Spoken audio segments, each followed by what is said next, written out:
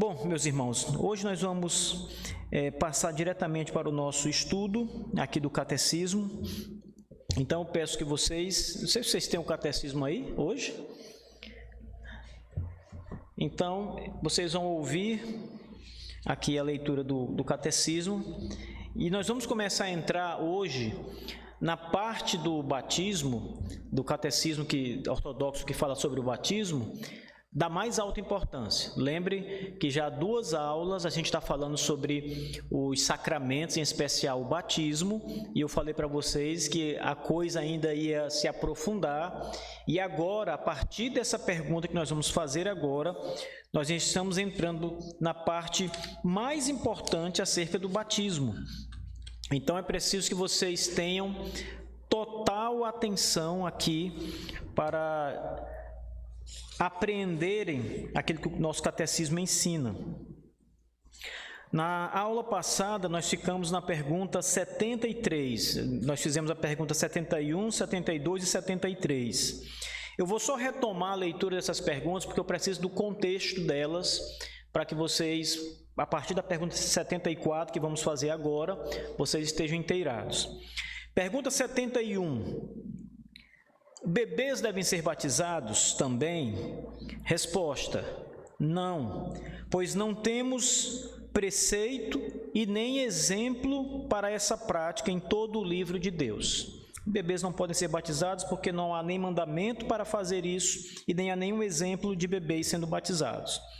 Pergunta 72. As Escrituras proíbem o batismo de infantes, ou seja, de bebês? Resposta: sim, pois é suficiente que a palavra de Deus ordene o batismo de crentes, a menos que nos tornemos mais sábios do que o que está escrito. Nadab e Abiú não foram proibidos de oferecer fogo estranho, mas, ao fazê-lo, provocaram a ira de Deus, porque eles foram ordenados a tomar fogo do altar. Então, rapidamente, nós não temos nenhuma passagem na Bíblia que diga assim, bebês não podem ser batizados. Mas nós temos muitas passagens na Bíblia, quando se trata do batismo, que ordena que o batismo seja realizado em pessoas que creem em Jesus e se arrependem dos seus pecados. Se essas passagens de ordem e de exemplos de batismo de pessoas crentes estão ali e não há nenhuma para batizar bebês, isso deve ser entendido como uma proibição do batismo de bebês.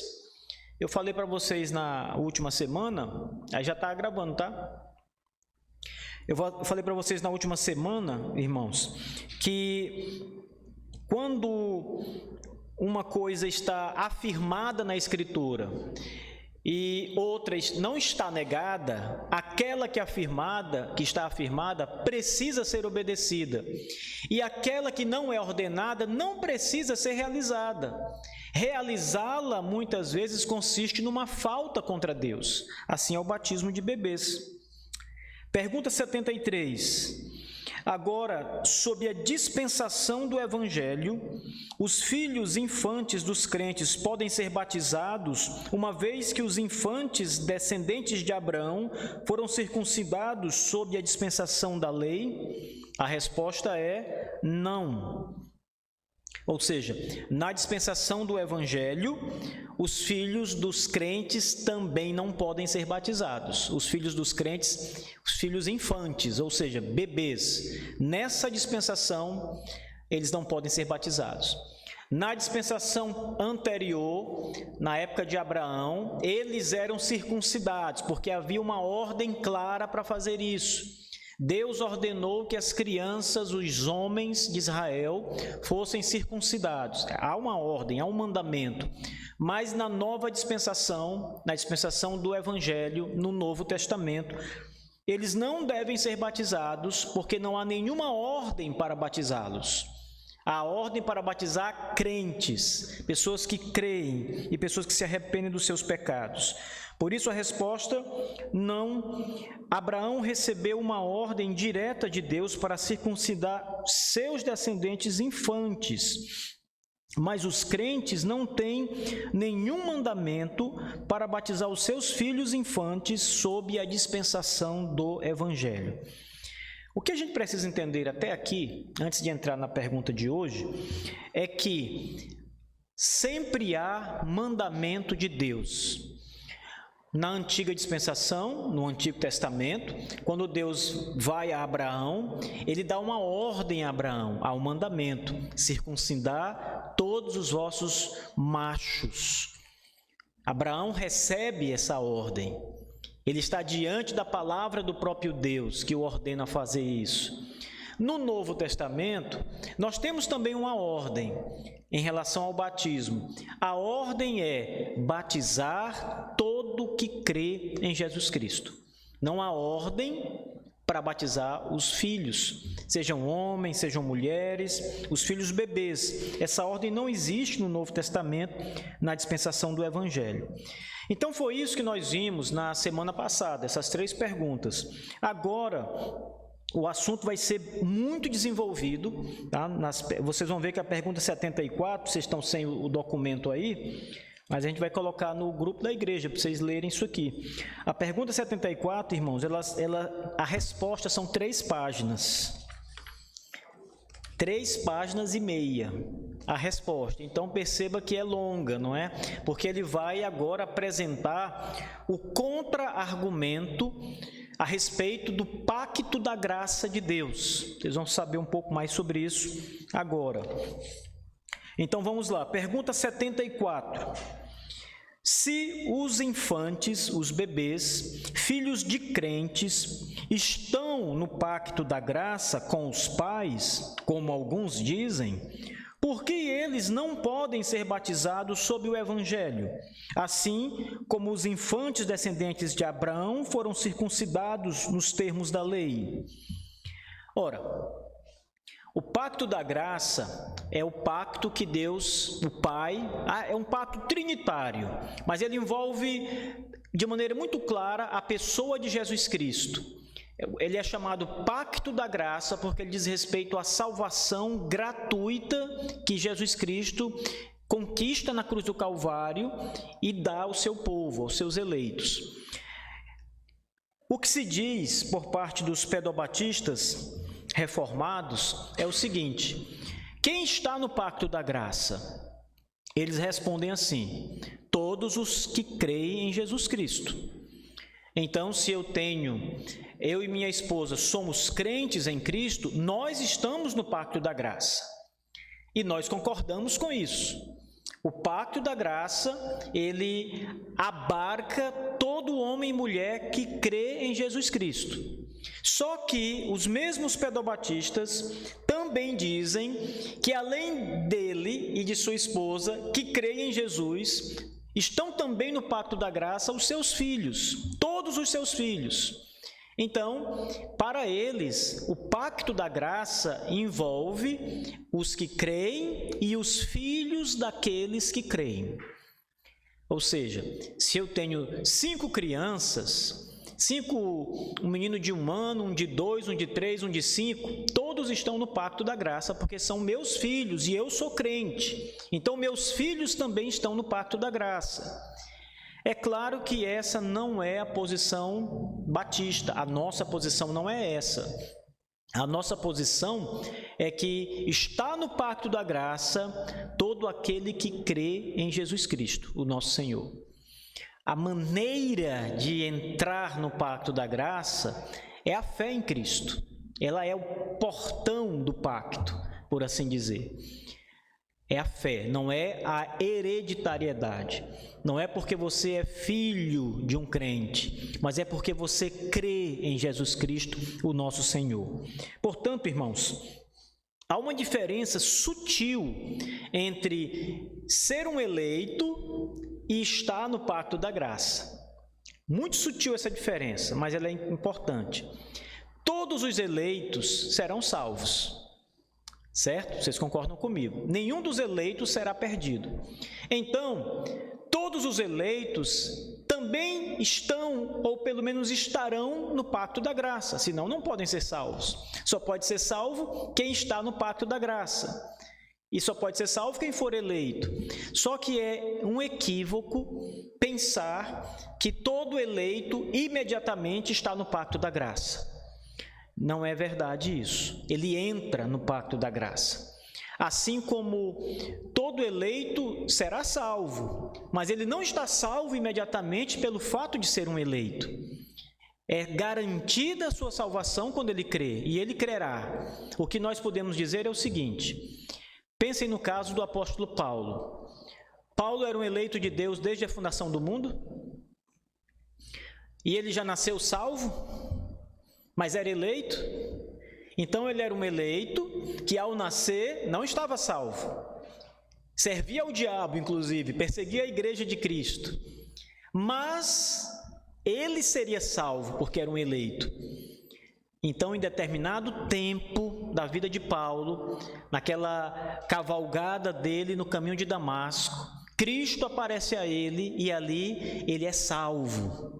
Veja, ele era um eleito desde a eternidade, mas foi salvo naquela ocasião. Então, Paulo teve um momento de perdição e um momento de salvação. Ele teve um momento em que ele não estava salvo, ainda que fosse eleito, e um momento em que ele ficou salvo, Deus o salvou. Então, perceba, o pacto da graça é isso. Uma criança, filha de um crente ou não, ela pode ser uma eleita. Ninguém sabe quem são os eleitos de Deus. Ela pode ser uma eleita, mas ela só estará no pacto da graça quando ela crê em Jesus Cristo de todo o coração. Então, a resposta para a pergunta 74 é a seguinte.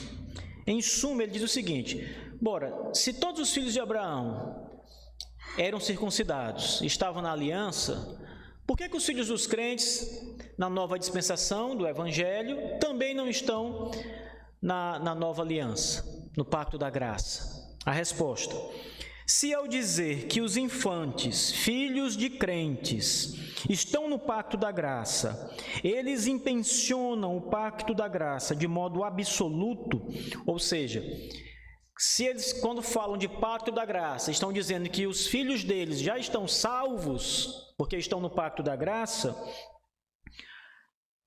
a resposta continua: então, nenhum dos infantes, filhos de crentes, poderia total e finalmente sair do pacto da graça, antes todos deveriam ser salvos. Vocês conhecem filhos de pessoas crentes que não são salvos ou que morreram e não foram salvos? Vocês acham que todos os filhos de crentes são crentes? Todos os filhos de crentes um dia vão ser crentes? Isso é garantido, é algo absolutamente certo? Ou muitos filhos de crentes não serão salvos? Isso é certo. Temos exemplos bíblicos disso? Qual é o exemplo? Os filhos de Davi. Todos os filhos de Davi eram crentes? Davi estava no pacto da graça? Davi era um crente? Sim. Mas todos os seus filhos eram? Tem mais exemplos. Tem um ótimo exemplo. Como? Os filhos de Eli, o sacerdote. Era um sacerdote, né? Era um pastor, por assim dizer. E eles foram queimados por Deus. Mas tem um outro exemplo ainda melhor. Os filhos de Adão? Ótimo. Eu vou anotar todos os exemplos, que tem uns aí que eu nunca imaginei, mas é um ótimo exemplo. Os filhos de Adão. Vamos pensar aqui, será que a gente pode cogitar a ideia de Caim ter sido salvo? João diz que ele era do maligno. No Novo Testamento, João diz: e Caim que era do maligno. Então, Abel não, Abel era de Deus. Né? Caim e Abel, filhos do mesmo pai. Mas tem um exemplo melhor ainda, irmãos. Os gêmeos, Jacó e Esaú. Veja, filhos da mesma mãe, gêmeos, nascidos da mesma barrigada. Um foi salvo, o outro perdido. Filhos de crentes. Então, como explicar para um pedobatista reformado, como é que ele pode explicar, aliás, a sua teoria de que os filhos dos crentes estão no pacto da graça, sendo que muitos desses filhos de crentes jamais conhecerão a glória celeste? E tem exemplo bíblico disso, não é só teoria de suposição da nossa parte, mas exemplos na própria Escritura. Então, veja, não há argumento, não há como sair e explicar isso biblicamente. Você pode filosofar, você pode criar aí uma teoria com muitas idas e vindas, mas não dá para sair disso. O fato, irmãos, é que se os filhos dos crentes absolutamente estão no pacto da graça, quer dizer que eles nunca poderiam sair do pacto da graça. Mas nós temos exemplo de pessoas que, se estavam no pacto da graça, nunca poderiam deixar de ser crentes e de ser salvos, mas não foram salvas. Então, nunca estiveram no pacto da graça, ainda que fossem filhos de crentes. Os exemplos que vocês deram são muito bons. Vocês devem guardá-los, pensar sempre neles quando essa ideia surgir. Agora, alguns dizem o seguinte: o que nós queremos dizer quando afirmamos que os nossos filhos estão no pacto da graça, não é que eles estão salvos. Nós queremos dizer uma outra coisa, e é sobre isso que a pergunta 74, na segunda parte da resposta, vai dizer. Veja, ele continua respondendo a mesma pergunta. Se, ao dizer que os infantes, filhos de crentes, estão no pacto da graça com os pais, a intenção for que eles estão no pacto da graça de forma condicional, sob a consideração de que, quando chegarem à idade madura, pela verdadeira fé, amor e santidade de vida, eles tomem posse do pacto da graça de Deus e então obtenham o privilégio dele, então, se for esse o sentido que eles atribuem, eu pergunto: que verdadeiro privilégio espiritual os infantes, filhos de crentes, têm a mais do que os infantes, filhos dos incrédulos? Se esses também vierem até os anos de sua maturidade, a verdadeira fé e amor, e tomarem posse do pacto de Deus. Ou seja, os pedobatistas dizem assim: nossos filhos estão no pacto da graça. O que isso significa?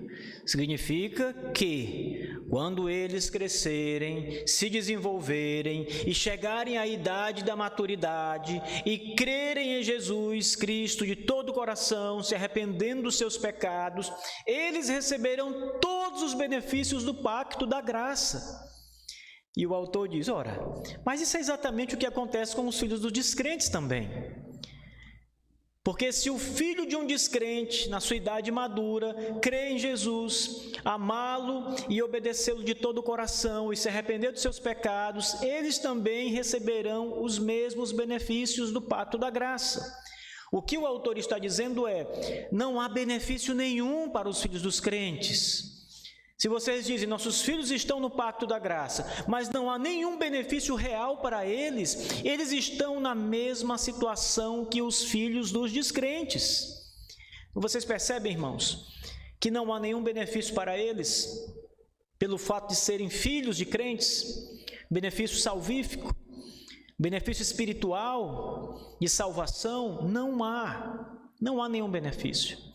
O fato de eu ter filhos não garante que eles estejam no pacto da graça e sejam salvos. Às vezes, o que acontece é justamente o contrário. O filho de um crente nunca será salvo, apesar de ouvir o evangelho, apesar de ver as orações em casa, apesar de receber exortações, apesar de ser chamado a crer, a se arrepender. E o filho de um descrente, quando recebe as mesmas palavras, o mesmo chamado, crê em Jesus e entra no pacto da graça. Então veja, ser filho de crente não é privilégio. neste sentido salvífico. Ser filho de um crente não traz nenhum benefício maior àquela pessoa em relação ao seu estado espiritual. Estar no pacto da graça significa salvação, nunca esqueçam disso. Quem está no pacto da graça não sai do pacto da graça. Então, se você entrou no pacto da graça, é porque você crê em Jesus, correto? E se você crê em Jesus, você nunca deixará de crer em Jesus. Quem acha o contrário são os arminianos, que dizem que você pode crer, depois pode não crer mais, aí vai para o inferno de novo. Aí se crê mais tarde, entra de novo no pacto, está salvo, mas se descrê, sai de novo do pacto e fica nisso. Entra e sai, entra e sai, entra e sai, está salvo, não está salvo, está salvo, não está salvo, salvo hoje, perdido amanhã, salvo depois da manhã. É assim. Mas essa não é a verdade.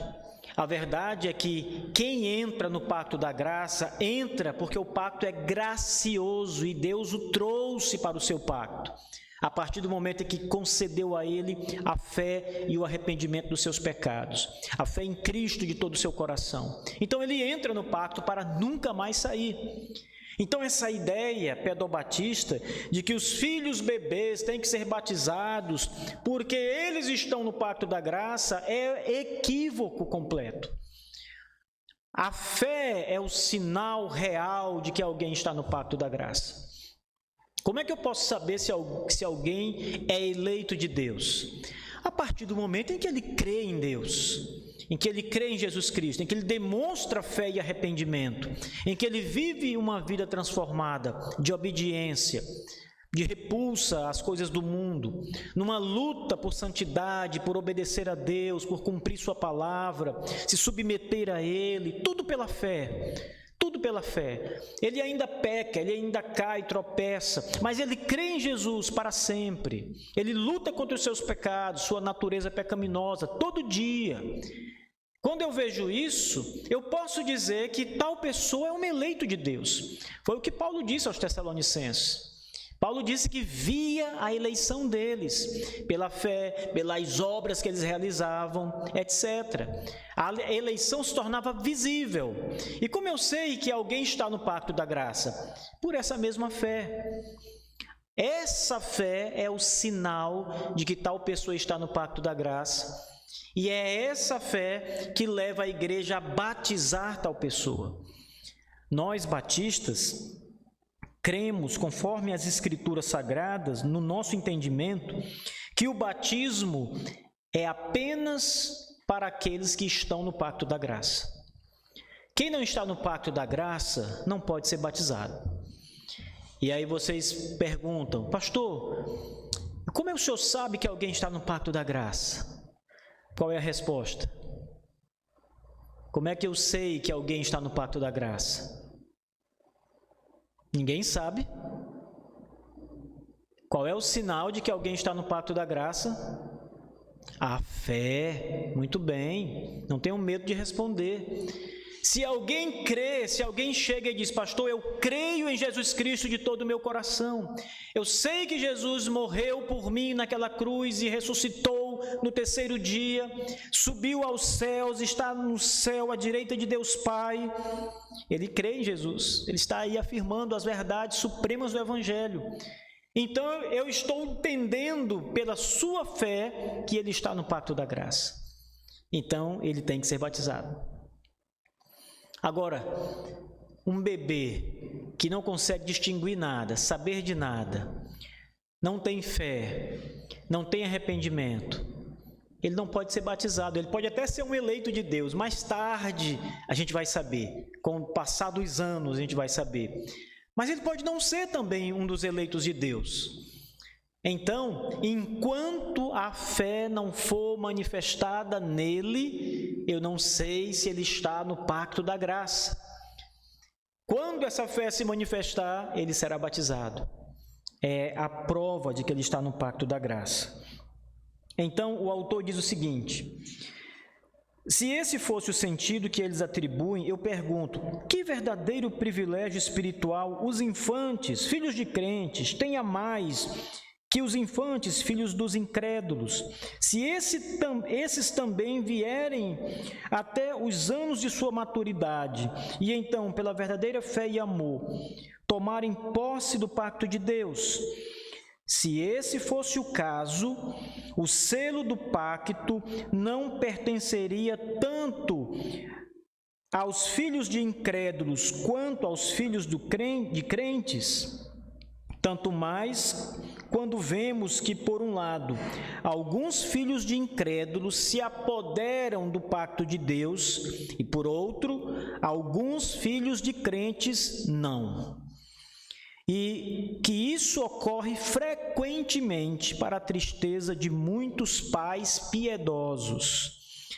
Então, se o sinal fosse exatamente uma fé na maturidade, os pais dos crentes, dos infantes, diziam assim, dos pedobatistas: eles estão no pacto da graça e eu posso provar. Então prove. E a prova é, quando eles crescerem, eles vão manifestar a verdadeira fé e receberão de Deus os benefícios do pacto. Ora, os pais dos incrédulos, os pais incrédulos, podem dizer a mesma coisa de seus filhos. Então, este selo serviria para os dois, para os pais dos crentes, para os pais crentes e os pais incrédulos. Mas não é verdade.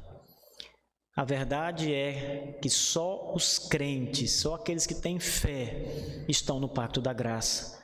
E só eles o batismo deve ser realizado.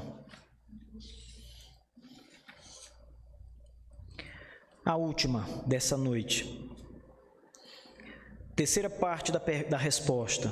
O autor diz: além disso, suponhamos que todos os infantes, filhos de crentes, estejam absolutamente no pacto da graça, ou seja, estejam salvos. Absolutamente quer dizer salvos. Mesmo então, os crentes, sob a dispensação do Evangelho, não deveriam batizar seus filhos infantes, mais do que Ló tinha um mandamento para circuncidar a si mesmo ou seus filhos infantes, embora ele fosse um parente próximo de Abraão, fosse um crente e também fosse um participante do pacto da graça, pois a circuncisão, na época, foi limitada a Abraão e a sua família. Outros sim, para seguirmos coerentemente essa mesma regra, nós deveríamos trazer os infantes para a mesa do Senhor, para a ceia, visto que as mesmas qualificações são requeridas, tanto para uma administração apropriada do batismo, quanto da ceia do Senhor. Ora, considere o seguinte, conforme essa resposta. Pense por um momento, suponha por um momento que todos os filhos de crentes vão ser crentes. Pense assim, não, Deus vai ser bondoso, maravilhoso, generoso, e os filhos de todos os crentes vão ser salvos, vão ser crentes um dia. Então eles estão no pacto da graça, porque eles vão ser salvos. Eles vão entrar nesse pacto certamente.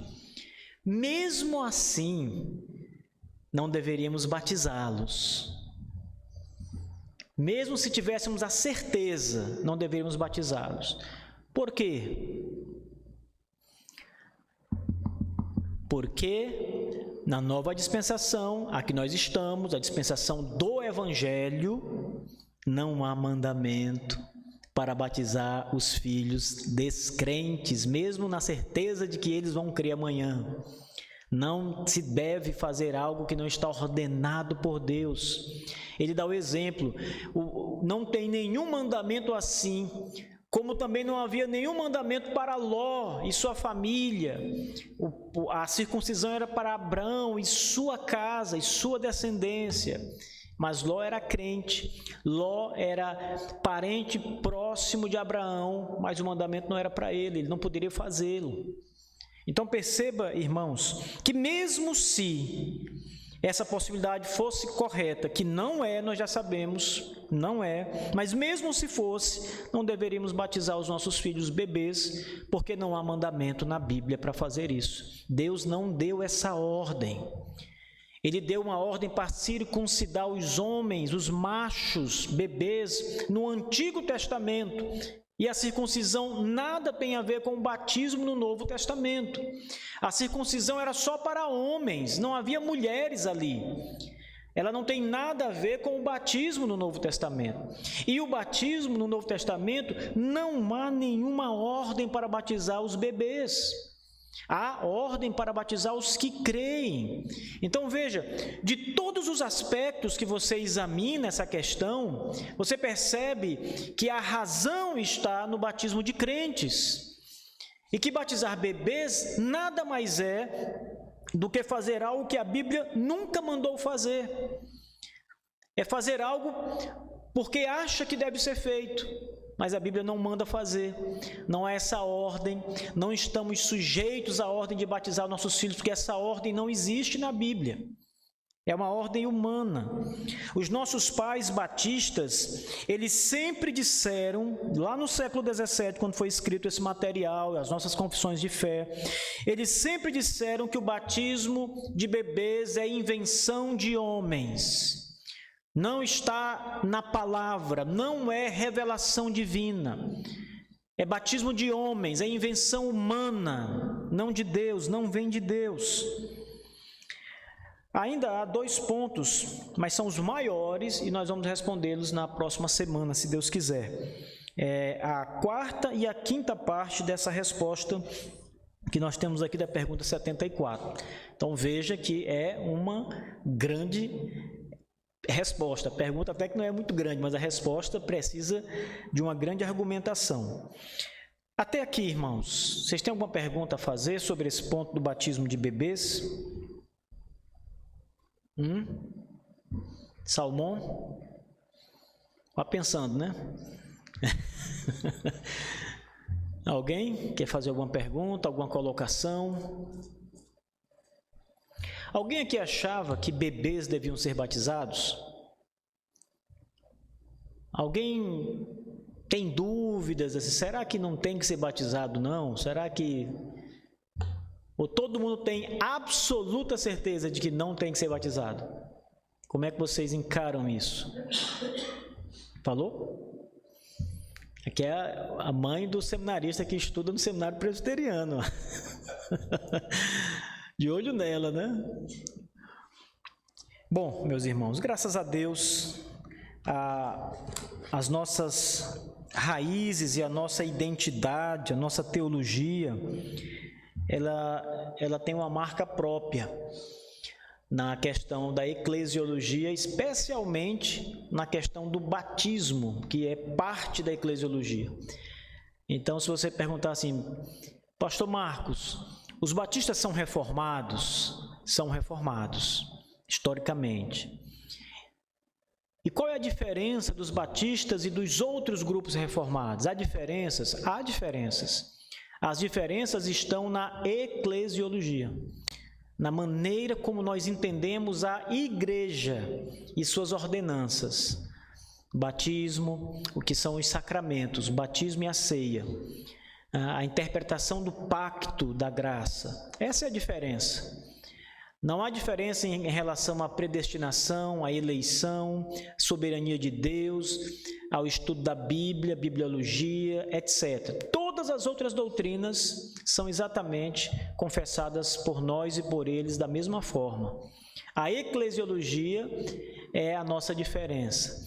E é por isso que nós batistas costumamos dizer que a eclesiologia foi um passo a mais que nós demos na reforma. Ou seja, nós continuamos reformando quando a maioria das igrejas reformadas parou. Nós avançamos um pouco mais, que é na eclesiologia. Meus irmãos, então é isso. Que Deus abençoe vocês. Próxima terça, se Deus quiser, a gente continua com esse tema aqui. Douglas, encerre aí. Salmão. Não sabia que ia sair uma pergunta aí. Muitas vezes nas nossas igrejas gerais, né,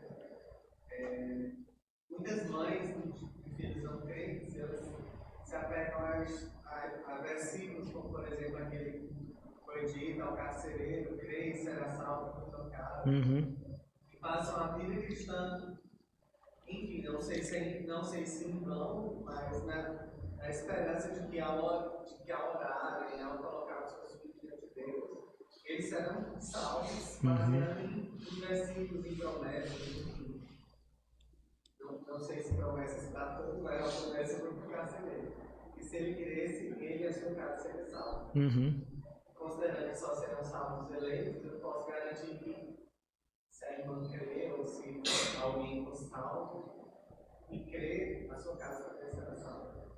Então, muitas vezes isso acaba motivando a vida de fé e oração dos crentes, mas é algo que eles não precisam ter. Não é uma certeza bíblica.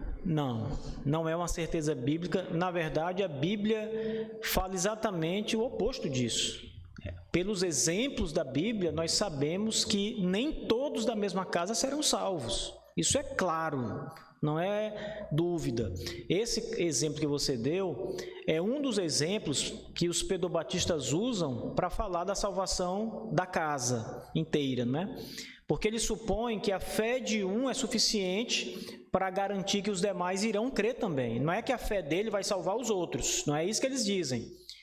Eles dizem que a fé deles é uma certeza de que eles estão na aliança e há uma promessa de que os filhos deles também estão na aliança, então também vão crer um dia. Mas veja, isso não é verdade.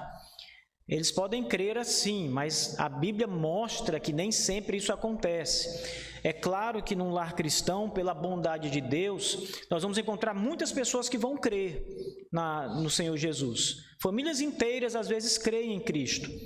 Mas isso não é uma regra. Toda a família, todas as pessoas da casa vão crer em Cristo. Essa passagem do carcereiro, Salmão, quando o Paulo diz, crê no Senhor Jesus e será salvo tu e tua casa. O crer ali, ele se refere ao carcereiro imediatamente, mas a todos de sua casa que creem.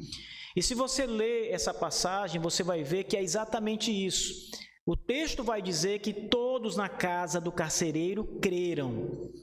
Veja, então os presbiterianos e os congregacionais pedobatistas dizem o seguinte: naquela casa, claro que havia bebês, como inferindo que em toda casa, em toda família, há bebês. Na minha casa não há bebês, por exemplo. Todos na minha casa são capazes de crer. Então não há nenhum bebê. Então não podemos inferir que toda passagem que diz assim, tu e tua casa, significa que naquela casa havia pelo menos um bebê. Não podemos dizer isso. Pode ser que sim, pode ser que não. Mas o que nós podemos dizer com toda certeza, inclusive nessa passagem do carcereiro, é que todos na casa dele creram. A Bíblia diz isso nessa passagem. E foram batizados. Então, veja, claramente essa passagem demonstra o contrário, que as pessoas na casa do carcereiro creram, se alegraram. Como é que um bebê vai se alegrar com a salvação? Ele não sabe nem o que é salvação, não sabe nem o que está acontecendo. Então, a Bíblia diz que todos se alegraram pelas coisas de Deus, pela bondade de Deus. Então, a passagem, às vezes, ela é mal lida, né, por muitas pessoas, principalmente as famílias cristãs, né, como você disse, se apegam a isso como se fosse uma promessa de que toda a casa estaria salva. A promessa é que, se toda a casa crê em Jesus, toda a casa será salva. É assim que devemos ler a passagem. Isso acaba sendo um peso que muitos crentes carregam, assim, a mãe que não conseguiu salvar Exato. ou a esposa que não teve um comportamento para ganhar o seu marido. Como alguns versículos que acabam sendo realmente entendidos errado, de que quando a Bíblia diz que não será com palavra, mas com o teu comportamento ganhará o teu marido. Então fica parecendo que a mulher vai ter a responsabilidade de salvar, e se não salvar, ela falhou em alguma coisa, exatamente. O resultado de uma má interpretação leva a esse desgaste, a essa dor na consciência, né? Pessoas às vezes levam até o túmulo. Douglas. Pastor, qual seria a resposta que o senhor daria para o Pedro Batista, na casa de chegar do senhor e dissesse: que idade a criança pode ter a consciência e ser batizada? Eu diria para ele que não há uma idade específica. Não há uma idade assim que você bata o martelo, 12 anos, 10 anos, 15 anos, não há essa idade. Na verdade, o pastor, que é o líder espiritual da igreja, e a igreja devem avaliar a maturidade da pessoa que quer ser batizada, por exemplo. Então, às vezes, tem uma criança, 12 anos, que tem muita maturidade, consciência, vida no Evangelho, e você pode avaliar ela como um crente. Nós não podemos achar que as crianças não são crentes. Existem crianças crentes em Cristo, existem outras que não são. Então, é uma avaliação caso a caso. Não dá para dizer, para bater o martelo, e a Bíblia não nos diz a idade. Então, nós não podemos aqui dizer a idade, é avaliando. O que a Bíblia diz é, tem que crer. Se nós avaliarmos uma criança de 12 anos e chegarmos ao entendimento que a fé que ela diz que tem é uma fé genuína, nada nos impede de batizá-la. Entende? É por isso, Douglas, que em muitos casos, nas igrejas batistas, o batismo é retardado até uma idade um pouquinho maior, né, para termos a certeza. Sabemos que uma criança entre 10 e 13 anos, ela tem aquele desequilíbrio, fluxo de humor, hoje crê, amanhã não é mais crente, depois é crente de novo, então ela tem aquelas variações. Então é preciso esperar para não batizar alguém que não é crente, ainda que diga que seja, e batizar com mais certeza, o maior grau de certeza, o que também não quer dizer que a gente não erre e batiza uma pessoa que a gente diz assim, ó, ele é crente, e depois ele vai demonstrar que não é, ele nos enganou. Então isso também pode acontecer, não há uma idade certa.